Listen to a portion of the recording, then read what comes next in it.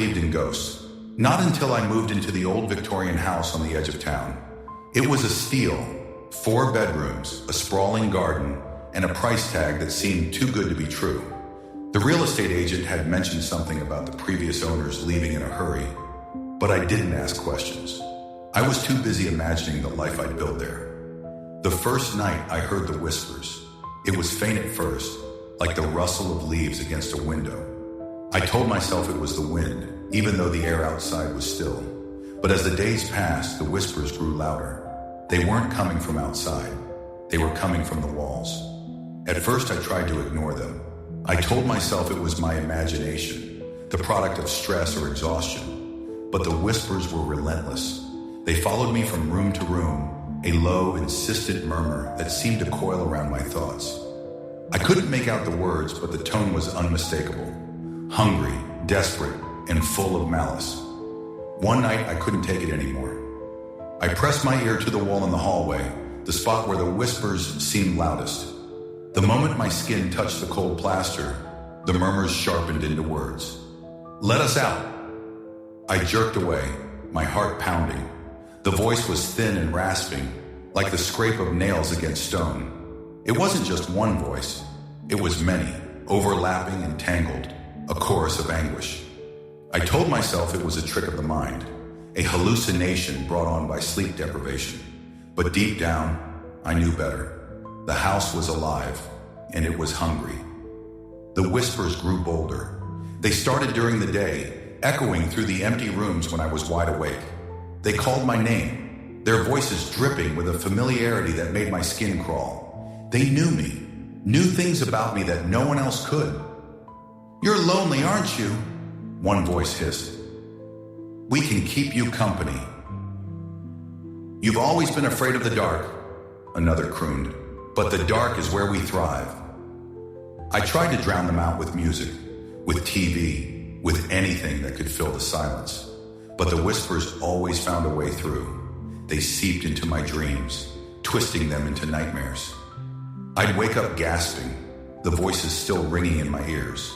One night I woke to find the walls bleeding. Thick black liquid oozed from the cracks in the plaster, pooling on the floorboards. The air smelled of rot and decay, a stench so overpowering it made me gag. I stumbled out of bed, my feet slipping in the viscous sludge. The whispers were deafening now, a cacophony of screams and pleas. "Let us out!" they shrieked.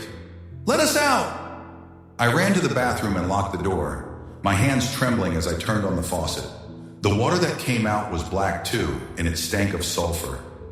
I retched into the sink, my body convulsing with fear. When I looked up, the mirror was fogged with condensation. Words were scrawled across the glass, written in the same black ooze that was seeping through the walls. "We're already inside you." I don't know how long I stayed in that bathroom. Hours, maybe days. The whispers never stopped, but they changed. They became softer, more intimate, as if the voices were speaking directly into my mind. "You can't escape us," they murmured. "We're part of you now." I tried to leave the house. I packed a bag and made it as far as the front door, but my hand froze on the knob. The whispers grew louder, more insistent. "You belong to us," they said. "You always have." I couldn't bring myself to turn the knob. It was as if an invisible force was holding me back, rooting me to the spot. I collapsed on the floor, sobbing, as the whispers closed in around me. That was weeks ago. I don't try to leave anymore. The house has me now, and I've accepted it. The whispers are quieter these days, almost soothing. They tell me things, secrets about the world, about myself. They've shown me things too. Visions of what lies beyond the walls, in the spaces between reality. I've started to hear the whispers even when I'm not in the house. They follow me to work, to the grocery store, to the park.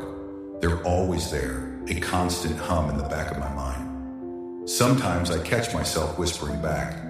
"The walls are bleeding again tonight. I don't clean it up anymore."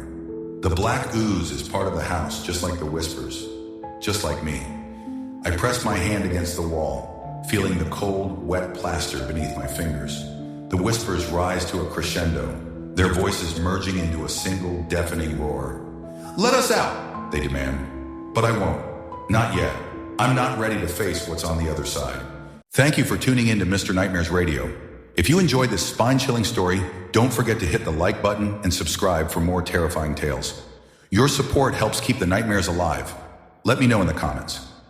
What's the scariest thing that's ever happened to you? I might feature your story in an upcoming video. And remember, if you dare, share this video with a friend if you think they can handle it. Until next time, stay safe.